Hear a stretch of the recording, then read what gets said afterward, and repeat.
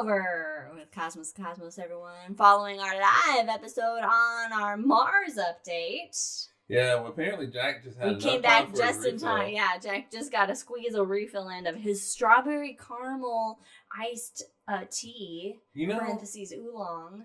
He should send us. I mean, I don't think Jack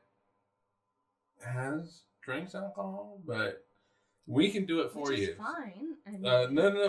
What I'm saying is that he can send us the recipes for all his delicious and then tea we can adapt them, or just drink them as is. Because what would be great though is that we coordinate. So he sends us and like we have the same drinks on. We have the cocktail version. Yeah, so like a strawberry caramel cocktail. Oh, with like a chocolate vodka, vanilla vodka. You can do a caramel vodka. Caramel vodka. Yeah. Although I'm surprised I'm not getting all like a red and rashy, because normally a flavored vodka makes me I have an allergic reaction to it. But I'm not getting. You didn't get rashy last time with this. But no, you're right. It does. Yeah, normally I think I don't know if it's the sugar in the vodka. Well, there's a lot of sugar in vodka. So. Liz is drinking basically what's called a French martini, which is neither martini nor French, but it's it's a good drink, and I think I liked it. No, I liked it better with just regular vodka. I liked it better with the vanilla vodka, and so we traded, but it's got a nice little flavor to it. Mm-hmm. I enjoy it, so. It's just pineapple juice. It's not too sweet because the pineapple juice kind of cuts the sweetness of the vanilla vodka. Yeah, don't spill it. You're sloshing. Well, okay, I gotta look at it and put it down. Yeah, but no, it's pretty good. It's pretty good. So Liz found it. What were you looking for? I think it just was an article that popped up in my Google News feed. Yeah, Google likes to give me all the drinks now. Thanks, big brother. I found these results. We weren't talking to you. On cue.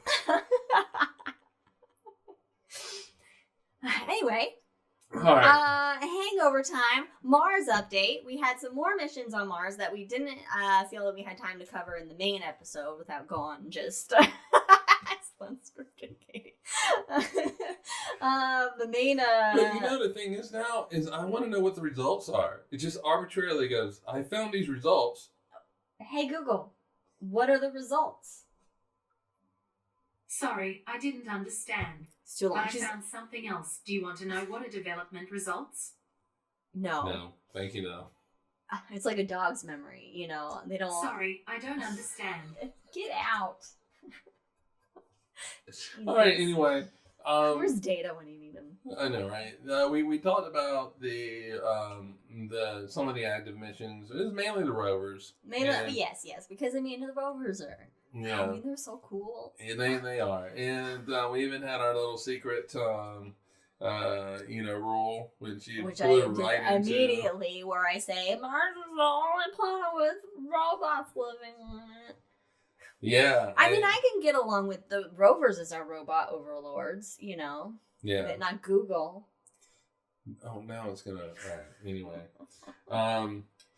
But these aren't the only missions that.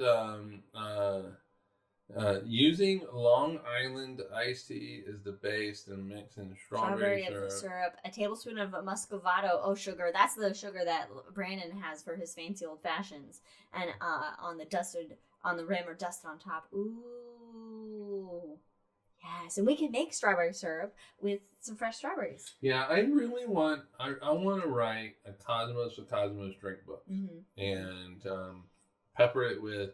Obviously it has the drinks, but also pepper it with astronomy. We could go pick some of the blackberry bushes outside and make like a blackberry syrup. Yeah, there's... All right, anyway. I was easily distracted now. Welcome to the Hangover, everyone. Squirrel. All right, so, but there are more missions that are there. We focus on Insight, which is not technically an active mission because it's dead. But there was some science. With all the missions, check out our Voyager 2 episode on the shot. These missions that aren't technically like really active or like, yeah, Voyager is, you know, it does have science. It's still active technically, but you know, we can still get the data, or we can learn information from the data that we have received from it, because we get so much data. I mean, Cassini provided how many years worth of data that, you know, there's only a handful of people, really. There's only not that many people in comparison to the population of the Earth that are looking at the data and studying and finding new things, or, you know, people have different specialties in what they're looking at with the data, you know, so there's always new things that can be learned from stuff that is from, you know, some mission that was defunct, you know, years ago or something, you know. Federico is so boring, having just appeared at the beginning of the show and a gunfight whiskey at the end. Ron, I prefer not to miss whiskey gunfighting. But that's what you do in Texas. Remove the seeds from the blackberries before making the syrup, or would be woody in flavor. Thanks, Jack. I would have been like, blackberries in the pot, sugar, water. Hey, finger gunfighting. Pew pew pew. All right. Anyway, so the only gunfighting I can approve of is finger gunfighting. All right, so China has a mission there. Yeah, hey. And so China's mission is the Tianwen-1, and the Zheong, which was a rover. Yeah, we're definitely not pronouncing these correctly, so we apologize to all of Chinese nationalities. Oh, okay. Good night. Yeah, good night whiskey. Okay. I'm gonna say gunfight whiskey. It sounds like a brand here in America. Federico? You got some Western whiskey? But it autocorrected. So how many times do you put in gunfighting? All right. So the Tianwen-1 means questions to heaven, or questioning the heavens. Oh, wow. It is China's first Mars mission, consisting of an orbiter and a rover named Zheong, and it entered Mars orbit in February 2021, and Zheong landed on May 14th, 2021. Okay, so perseverance timelines. Yeah, Similar. Exactly. And so among the rover's science instruments is a radar that can detect pockets of water. Wait a minute, is this? Oh, this is a rover, so no. Could detect pockets of water beneath the surface which may contain life. Oh, okay, that's cool. So it's just looking for the water. It's just looking for the water. Can't find the life. Yeah. In fact, I would, correct me if I'm wrong, if there's anything you're going to touch on, but none of the robots that anybody from Earth, well, where else are they going to be from? Anybody from Earth has sent to Mars have been designed to look directly for life. It's more of looking... The Viking landers were the only ones, and they came back as inconclusive. Yeah. So it's been mainly focusing on, was Mars habitable? Could it have supported life? And then once that has enough data to be like, oh, for sure it could have been habitable, you know, then it's then developing that technology to look better technology to look directly for that evidence. Yeah. But that can also happen if we are able to have the budget for that sample return mission from Perseverance, you know, looking at those rocks and then finding fossils that is then going to be direct evidence that there was life. Right. That there is fossilized bacteria or tardigrades. You know, you're going to want to send astronauts there. And so they can collect the rocks and then bring them home. But they're sending the Mars descent vehicle is an unmanned mission. It's going to return them. Yeah. I mean, eventually, you want to have humans there so we can just look at shit ourselves. Right, but the humans will be able to get samples from different places and look for it. But yeah, right now the best bet is to bring them back here, but that costs a lot of money. Yeah, but it also is going to be expensive to create a lab on a rover that's looking for... Take all my tax dollars! We'll get to that in a bit. Anyway, images from the Mars Reconnaissance Orbiter published in February of this year, 2023, indicates that Zhurong is no longer moving. Oh, I guess the Chinese don't really like to share. No, in fact, the Chinese information officials have not confirmed whether or not the rover is still They active. don't share their data, do they? No. Like everybody else in the world does. I don't believe they do, and they're also very quite secretive on whether things are a success or not. Yeah, and it's that definitely type of thing. A lot of pride issues. Well, I should say they're secretive to their own population, whereas... Well, you don't want anyone thinking for themselves. Anyway, move off of it. We're moving off of it. But anyway, I know that we have at least one person that will listen to us in China. So they have ways of getting around that big. Well, not anymore. We just got banned. Anyway. Problem. But I mean that's the success to failure margin of sending anything to Mars is it's higher on the failure end. It's not easy. It was 50-50 for a bit. Easy to do it all. Anything can go wrong. It was 50-50 for a bit. You know, we watched this thing about the James Webb Space Telescope. And I think we talked about this on our update. Oh, did we? Yeah. Where there was like 300 points of failure? Yeah.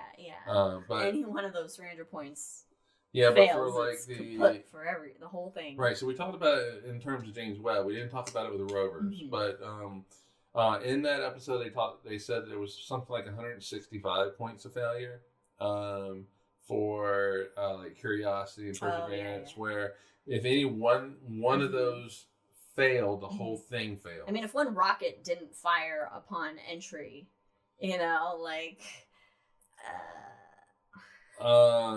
Federico asked, would it be better, in quotes, to find DNA or similar traces in the samples or a completely different structure?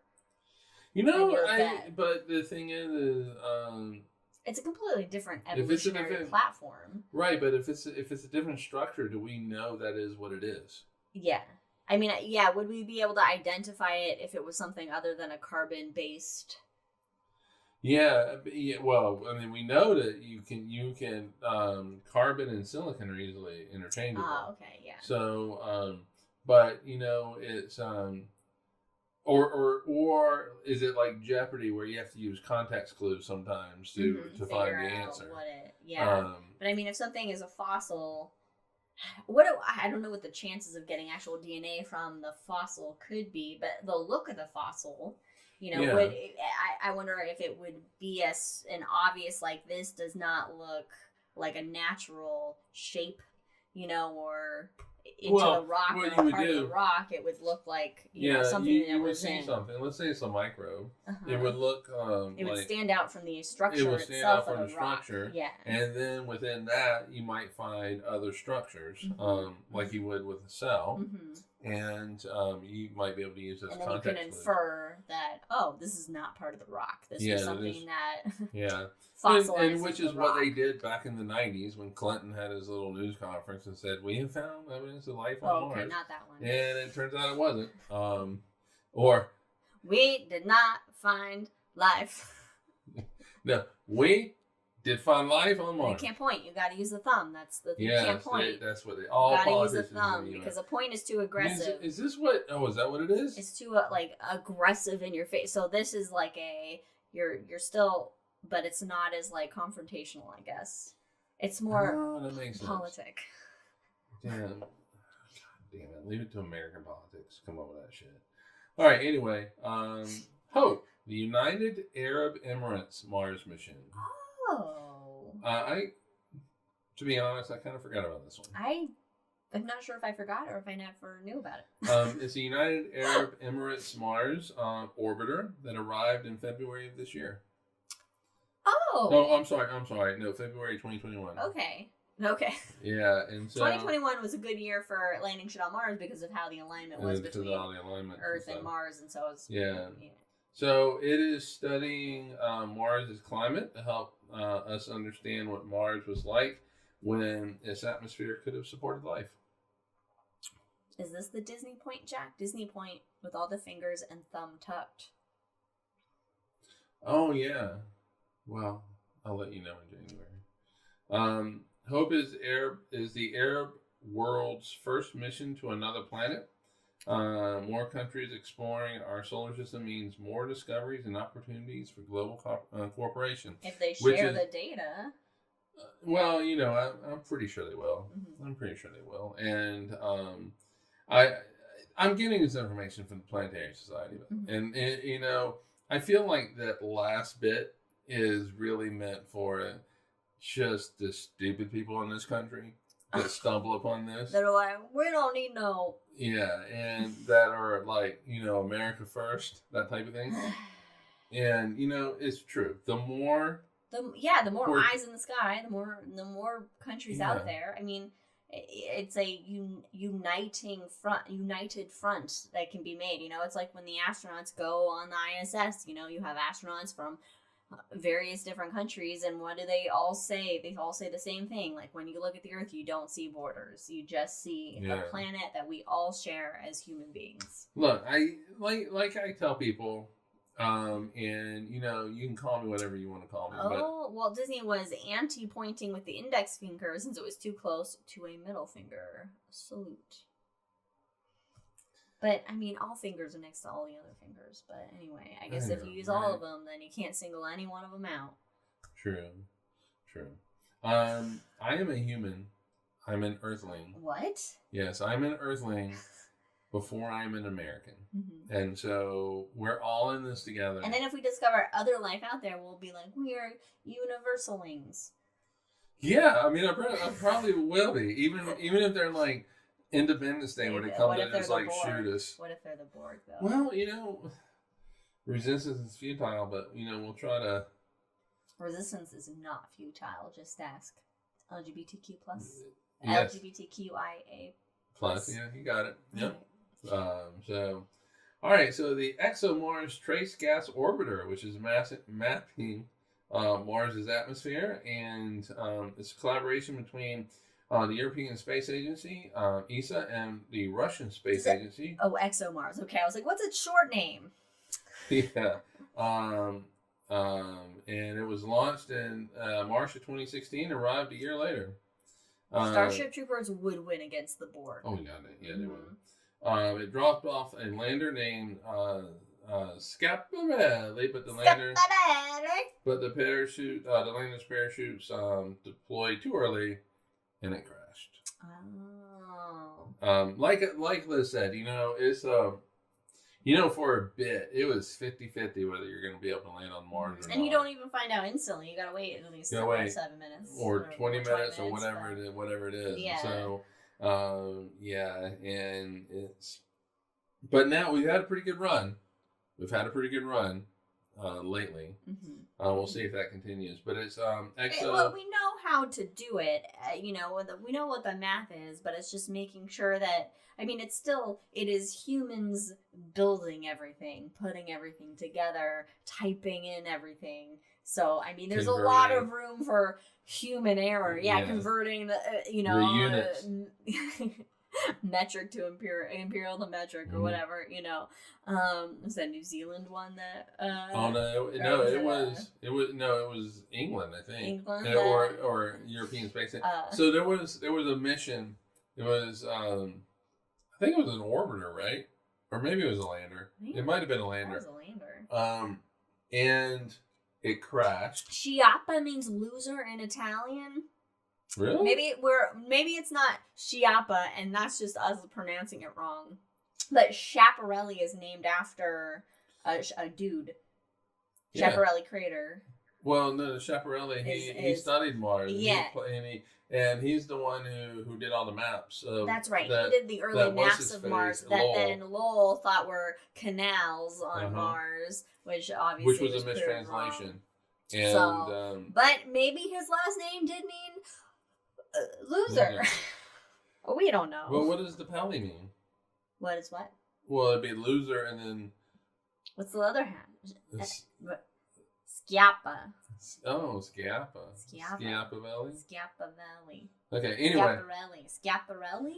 But anyway, there was... I am sorry, Federico, that I'm constantly butchering your beautiful language. You're going to spell that so bad. I'm not going to. Oh, I was watching it. If it makes you feel better, Federico, I like Italian more than I like French. in terms of the language and how it sounds. Oh, my last one was perfect. All right. All right. Anyway, there was a mission to Mars that engineers made 2 sets of calculations. I'm surprised any were operating off of. Okay. Yeah, and one was imperial. The other group did metric, and they needed to combine these 2 calculations. They did not get converted to metric, and it came in too hot. And why was anybody using imperial? I thought everybody used just metric naturally. Because we're America, and it's socialism to include metric. And I don't know why. I mean, imperialism isn't the greatest method to use. Right, but it's just like, in this country is so stupid. And Brandon's 20,000 feet in the air right this very second. But this country is so stupid when it comes to things like this, to where if anything is European, it is considered socialism. We won the initial war, guys. We can now we can just be like, oh, they're doing shit better. That. The metric system was from the 1800s. It started, and it's based on 10. Yeah, I'm saying we have a complex about, because we had fought a war against basically what was the main part of Europe. Well, the Europe that mattered, because we were under its thumb. We can't. Yeah. We fought a revolutionary war, so now we have a complex as a country where we can't accept anything that is across the pond, as they say. But you know what's really weird? Even if it's better, like universal health care. But you know what's really weird was in the 1970s, 1970s. The 17s! Which feels like it could have been the 1770s, but in the 1970s, there was a push here in the U.S. to adopt a metric system. You have to change all the books. Well, yeah, you got to change signs and books and shit like that. You don't want to do that. But it was actually, the imperial system came first, and because it was English, and so it came first, and then later in the 1800s or late 1700s, the metric. I'm looking at Brandon's message there. The metric system came in, but the metric system is based on 10. Because someone thought about doing it better. Somebody was like, you know what? Let's just base shit on 10. 10 just makes sense. Powers of 10. Powers of 10. And that's what the metric system is. But somehow, America. It got conflated, and it was turned political. It turned political. And we do everything here. It turned to this European thing. We're not going to do European here in the U.S. And then, if we were to talk to the guy with the Trump sign and ask him about the our local neighborhood Trump sign kid, and he's a kid. He's probably let's average him to 21. Okay, he's 21 years old. Hey, kudos for being excited about politics, but dude, you're picking the wrong person. But anyway, hey, we listened to a podcast from somebody else where somebody had they had 11 fingers. No, they had 12 fingers and 11 toes. It was just their left foot that had the 5 toes. Yeah, it was like a wrestler. But Brandon then asked, you sure you don't have 10 fingers and elven toes? What would elven toes look like? What do Legolas's toes look like? Anyway, that is also a Lord of the Rings reference. So, let Brandon get that one in. That's loose. That's a loose reference. Okay, well, if you say elves, what do you immediately think of first? Well, yeah, I think of Lord of the Rings. Yeah, I don't really feel like it's something. Anyway, so I bet you he would say that at least socialism, if he can form a thought like that. But no, it just measures shit. That's all it does. Because it just measures. It doesn't. But we'd have to change all the rulers. Yeah, and it would all be based on We 10. don't want to change things like that. God, all the science textbooks had to change when Pluto was demoted, and it was a whole debacle. Fahrenheit, temperature is comfortable to humans. Celsius, temperature is comfortable to water. Kelvin, temperature is comfortable to atoms. That's a good... That's a perfect quote. That's great, Jack. Interesting. But, okay. But I guarantee you, if Federico were to chime in, he would say that he now understands that Celsius and how Celsius relates to temperatures being comfortable to humans now. You know, he works because they Celsius. use metric. Yeah. The rest of the world Celsius uses metric. See, I didn't think of Celsius as being like a metric. It's just like thing. it's just because it's temperature. You're not measuring. Yeah. So distances. Celsius is 0 degrees. Water freezes. Yeah. Ours is 32 degrees. Yeah, and so at 100 degrees, I would it think evaporates. it makes more sense that 0 degrees is when water freezes. That's your that first step. That's your first I don't. step. I don't know if I understand the whole That's inches versus not inches or whatever, feet versus not feet. That's your first step. Thank you. You've taken your first step. I did it, everyone. I'm coming over to the metric side. Yeah. I've been in the You've dark taken your imperial first step side to a larger universe. So, very good. Anyway, there's a spacecraft called Maven. Oh! And Maven is studying how Mars loses its atmosphere. It's a NASA mission. It's a NASA and ESA mission, I believe. Yeah, because, the solar wind, we got blurry because our camera went out of focus. Let me refocus us, everybody.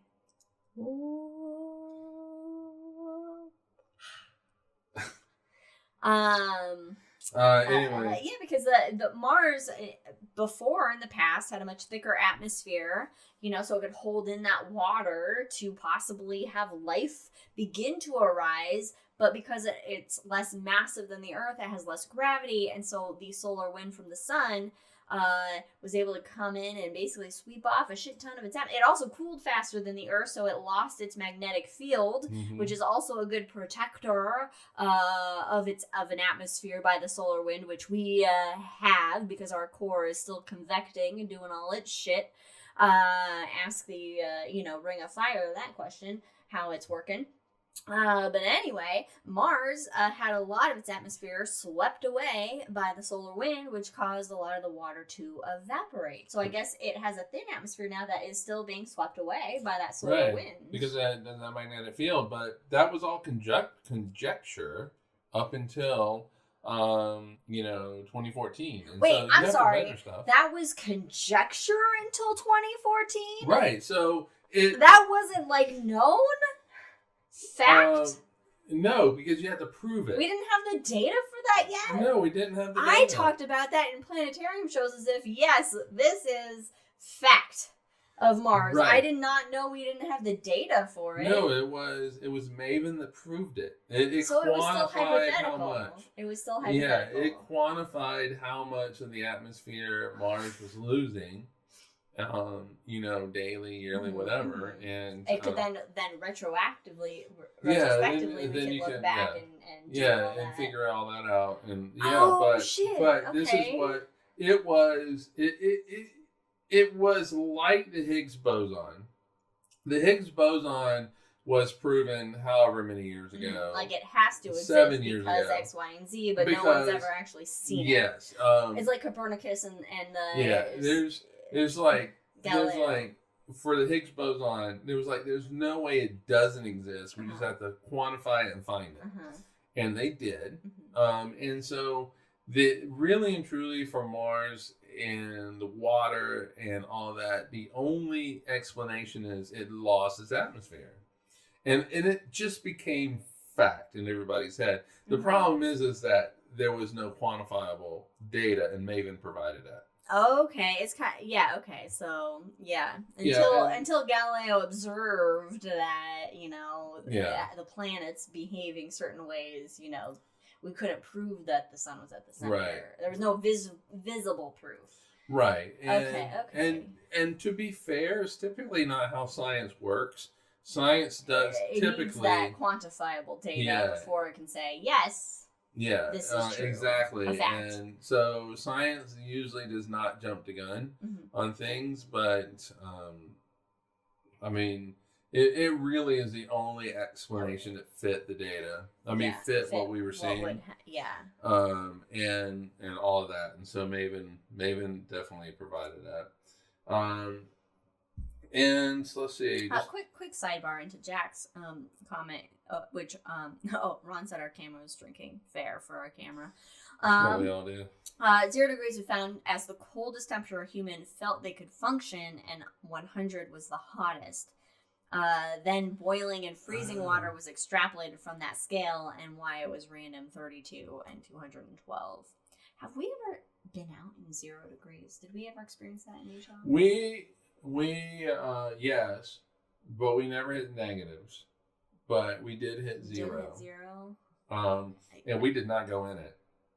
We stayed in the house. Did we stay in the house? I feel like I would have wanted to go in it. Just it was like in the middle of the night. Oh, was it? Oh, fuck. Okay, so, then we were sleeping for sure because sleep prioritizes but that was the coldest. And that was I want to say like the first or second year that we were there.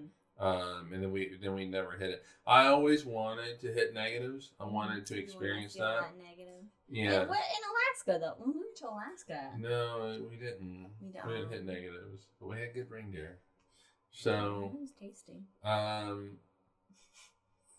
Yeah, and so I guess we're not gonna be able to function this week. I should message my boss and say I can't function because it's gonna be over 100. It's hot. It's too hot. Jack says I can't. Adam says 0 degrees is rookie numbers. This is because Adam is from like the Arctic of the U.S.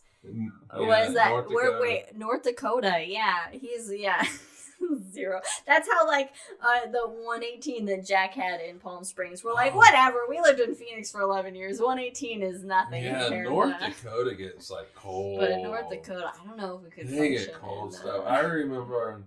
That's why Adam has a big beard. I remember like being a kid, and I would watch the news and feel like I was an adult, and they would do the weather, and it would say like these negative numbers up in North Dakota. I was like, holy crap, that's cold. That's cold. Not having any semblance of how cold that could possibly feel. You have no idea what that means. And then they'll say like, and then they'll add a level of complexity to it and go, but the wind chill is minus 112. And it's like what? Jack says he agrees with Adam that he does a lesson. Jack does a lesson with the students on why developing a temperature scale by feeling is faulty. Yeah, developing anything by feeling is faulty because feelings are whether physical feeling or emotional are subjective. So yeah, it's not the most scientific way to develop a scientific scale of anything. All right. Okay, MRO. The Mars Reconnaissance Operated Orbiter. by... it is operated out of Arizona State University. Arizona State University, woo! You know what's funny is we hate Phoenix, but my alma mater is good for something. Yeah, your alma mater is better than what they do. Great space stuff. They do actually do great space stuff, but the Mars Reconnaissance Orbiter, also known as MRO. A nice, simple acronym. It is a spacecraft studying Mars climate and geology, and it's been doing it since 2006.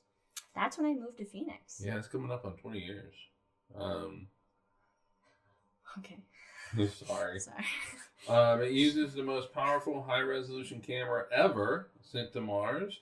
And it produces stunning images. Those images really are. Oh my god, the MRO images are art. They're like Juno images are art of Jupiter, or Jupy-Jupes, as Jupiter is commonly referred to here on Cosmos with Cosmos, and should be its official name going forth. I say to you, Astronomical Union. Where am I going with this? I don't know. They're absolutely beautiful. They really are beautiful, and you think of Mars as this like just desert wasteland, desolate, yeah, barren, red, dusty. but it Wasteland. gives MRO gives such relief and life to it, especially when it starts taking pictures of sand dunes. Oh my gosh, yeah. You have some sand dunes. There's an image where it's like the Star Trek one because it has sand dunes that look like the Star Trek sigil in it. Yeah, and and it's been going since 2006. And they'll colorize things differently to highlight different minerals or components of what they're seeing, so it's not like it's just the same red. They'll put in different colors, as all space pictures do. They add in different colors for a scientific or way to view something. But oh my god, they're stunning. Yeah, and since this has been going since 2006, you can go back and look at the older pictures, and you can see changes in places. And there's actually been some cases where they have found that water has come up onto the surface and frozen. And so and you might not actually see the water, which actually turns to ice, but you see the effects of it on the slopes of craters and things like that. And so it really is an amazing game. Yeah, it actually shows that Mars is fairly active. There are geological active processes that are happening there with the components that are there. It's polar ice caps. We can see them shrink and expand in the seasons. This really is a 2-part episode. On Mars. This is not. No, we've had some definite hangover elements here. Mars Express. Oh, by the way, the MRO is also used to relay communication between Earth and Mars, like rovers. Oh, they use the MRO. Oh, okay. It's like a little, all right. Yeah, a little waypoint for communication. Yeah, okay. So Mars Express, studying Mars from orbit. It is a European Space Agency's first planetary mission. It was launched in 2003 and it arrived on Mars later that year. Still functioning, so it's 20 years old. Wow, I am also still functioning. Yes. The spacecraft has spotted water ice on Mars polar caps and possibly liquid water buried beneath them. And so, and it also serves as a relay between rovers and back home on the Earth. And finally, we come to NASA's Odyssey, studying the Odyssey mission. Is that also an ASU one? A what? Is that also an ASU one, or did ASU have two, or just? No, they had the Lunar Reconnaissance Orbiter. That's right. MRO and ASU LRO. does the LRO. Yeah. Okay. It's like, come on, you can be a little more creative. I don't know. At least it's easy. It's not like Sherlock. It is. Fucking stands for whatever I can't even remember now. I know, right? So this is the longest serving spacecraft at another planet. It's been serving since 2001. Wow. Okay. The original goal was it's really a space odyssey. Oh shit! That's probably where it got its name. I'm gonna take a drink for that one because I'm proud of that one. Yeah. That was actually really good. That's probably where it got its name. Its original goals were to search for signs of water, make detailed maps of the surface, and determine radiation levels for humans. So it's looking for us getting there. Which is the radiation levels for humans are not going to be great. I'm assuming. No. I'm making an assumption there. No. A lot of cosmic rays and solar wind and shit that's would kill you. Well. And just to mention future missions. Oh, future missions to Mars. MMX, Japan's Martian Moons Exploration Mission. Oh, what is with Japan and the X? I don't know, but they're launching in 2024 to study the moons, Phobos and Deimos. We haven't had anything really study Phobos and Deimos. No, and this is going to be it's going to return samples from Phobos in 2029. That's exciting because I think that Phobos and Deimos, the two moons of Mars that are most likely captured asteroids, due to their size and their orbits of them.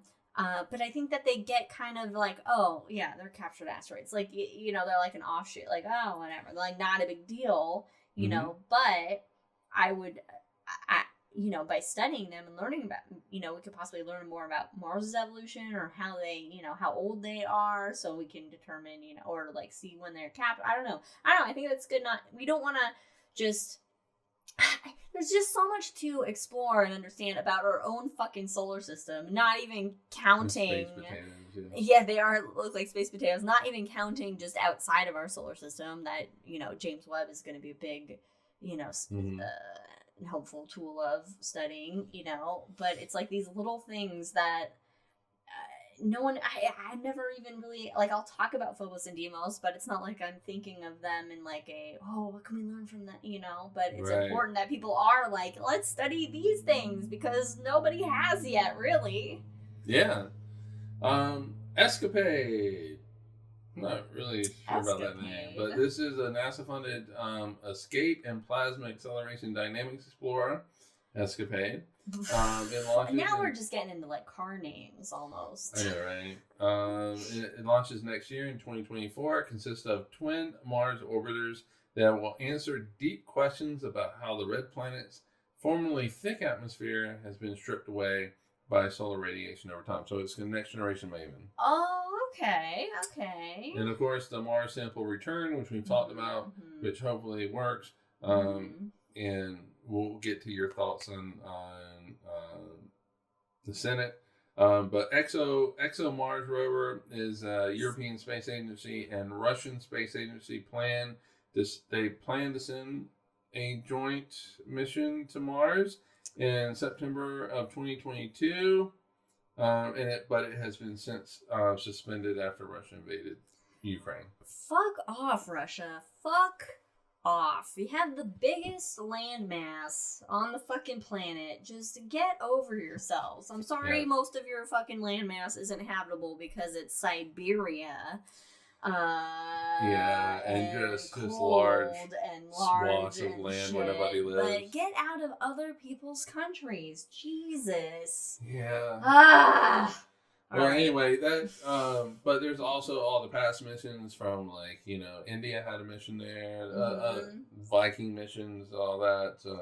I mean, we have it's actually surprising how many missions we've actually had to Mars. I mean, Mars is. Well, it's gonna be our next. Is it the easiest? Planet? Easiest in heavy quotes planet to get to for humans? For humans, well, for our spacecrafts, and for humans. Well, for landing for physically landing on with either a robot or flesh. Well, the physics to get to Mars is the same as the physics to get to any other planet, Venus or Mercury or whatever. But Mars is the most. But it's conducive to having a robot or humans there, because Venus, you can cook a large pizza in 9 seconds. That one's for you, Brandon. Mercury's cold as fuck or hot as fuck, depending on if you're in the daytime or the nighttime. Jupiter, Saturn, Uranus, and Neptune are gas and cold gas. Right, but it's oh yeah, don't forget India's mom currently orbiting Mars. Oh, it's no longer in contact, but hey, it's still probably in orbit. Yeah, so it's what I think draws us to Mars is a couple of things. Aliens. Well, science fiction, fantasy of Mars. The whole H.G. Wells, and then you look at Mars through a telescope and you see Schiaparelli. Seeing the canale on Mars, which then was mistranslated to canals here. And so I just want a cannoli. Right, and so it sparks this fascination among just normal people about Mars. But then you look at it from a science point of view, and in the 60s, it's a world that we know. That's not a vampire. Right. It's a world that rotates at the same speed as the Earth. It's similar to the Earth, and that it rotates the same amount of time, 24 hours. It's like 24 hours and 40 minutes for Mars. It goes through seasons. You can see those seasons through a It's telescope. like it could have been like us. Was it like us? Yeah, and so, but we really did not know until the 60s when we started sending our first missions there.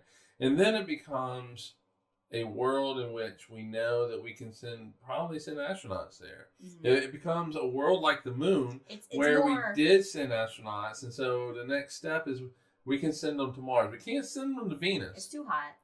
Can't send them too there. Too thick of an atmosphere. Too much atmospheric pressure. Yeah, so where's the next place that we can go? Mars. We can go to Mars. And I think that is why you have so much interest, more so than you have like with Venus. Mm-hmm. And that's not to say that NASA and European Space Agency and JAXA, which is the Japanese Space mm-hmm. Agency, and India and all these countries are not interested in Venus. They are in the other planets. It's much harder to study Venus than it is to study Mars. There's just something that pulls us to Mars. Yeah. And and it's also, yeah, I think it's also like a, it's that frontier aspect, which is, I would say, if the frontier aspect is really a kind of an American terminology of shit, but that frontier of like, where can we go? Where can we expand to? Because obviously humans on Venus ain't gonna happen at all. No. Mars is not habitable. It's not a great spot for Venus, but it's more easily terraformable, theoretically, hypothetically than any other world, aside from maybe like a moon of a gas giant that's further out. But going further out, that's much harder to get to. You need to have much more fuel and life support systems in place to traverse there, so this is more in reach. That's for you, by the way. Would you know what, Brandon? I would say that we are still in the horse and buggy stages of space exploration. Somebody would say needs that to give Mike Murray or whoever wrote that line in the exoplanet. No, the exoplanet show. Was it Exoplanets? Yeah. Planet 100? No, that was our show. Extreme Planets? Extreme Planets, yeah. Well, that is the most adept quote that I love so much and will continuously bring up. It is a great quote. Is that we're just beginning. You know what? I think that humanity, at our heart, we're explorers. If we weren't explorers, wait a minute, hold on. I know that you have wanted to talk this whole thing. If we were not explorers, we would have never left Central Africa and moved out. If we weren't explorers and branched out up to Europe mm-hmm. and to Asia, mm-hmm. If we were not explorers, we would not have gone from Asia and got into a fucking boat and just mm-hmm. cast off and gone to Australia and to all these little islands in the Pacific Ocean, or we would not have gone onto a boat and made our way to these other lands that were far across. Well, obviously, Columbus was not the discoverer of America, but we would not have gone up these, the east side of Asia, across the land bridge into, and so our next step, if we were not explorers, we would have not have gone to the moon. And so our next step is to go to Mars. It's to go beyond. We're always wanting to go beyond. Mm-hmm. I'm too fat to go anywhere, but I would love to go to Mars. And so for me, my exploration is understanding the universe, at least intellectually, trying to anyway. And so we're always wanting to explore, I think. Now you can say whatever you want to say. Yeah, we are voyagers. Like Vikings who pioneer... Oh, Jesus. You're going to name every mission? No. Who like Magellan. We are very curious in our perseverance of ingenious methods of exploration And in fulfilling our curiosity, to seek out strange we new have worlds. the spirit and the opportunity to. Yes, I had those in there earlier, but I lost them. But we have this, yeah. And on that note, guys, I think. Oh Jesus Christ! On that note, I think we call it a day. So, thanks for joining us, and for not only the main episode and sticking around with us through the Hangover, but join us in a couple of weeks where we will do all of this again. But this time we'll talk about what you can see in September. In the night Since sky we will be out for all of September. No, we're or coming back maybe- on September 24th. Or October 8th. No, we're gonna do September. Oh, 24th. we're gonna do September 24th. Yeah, we made the. You made that decision. We made the earlier? executive All right, decision well, we'll to take- do September 24th so that we can. Well, we will remind you again next time's so that episode. we can do the October. And as Brandon has said, so long and thanks for all the fish. Or as Fat Mike says, so long and thanks for all the shoes. Ad Astra, everyone. Cheers. Live long and prosper. See you guys Bye. next time. Bye. Adios.